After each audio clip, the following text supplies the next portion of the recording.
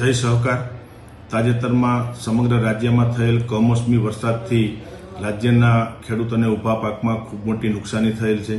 આ નુકસાનીમાં ખેડૂતોને મદદરૂપ થવા માટે રાજકોટ જિલ્લા સહકારી બેંક એ હંમેશા ખેડૂતોની બેંક રહી છે।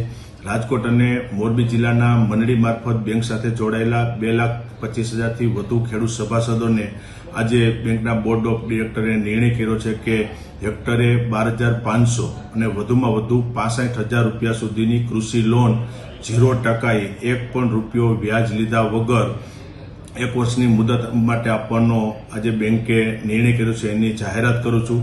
આ લોન યોજના માટે મંડળી મારફત જોડાયેલા ખેડૂતોએ જે તે ગ્રામ્ય વિસ્તારની મંડળીનો સંપર્ક કરવાનો રહેશે। વધારાના કોઈ પણ કાગળ આપ્યા વિના જે પ્રમાણે આપણે ધિરાણ મેળવ્યું છે એ પ્રમાણેની પ્રોસેસ ત્યાં મંડળી મારફત કરી અને આ ધિરાણ વધારાનું છે મેળવી શકશે। આ માટે અમે 1,300 કરોડ રૂપિયાની જોગવાઈ કરી છે।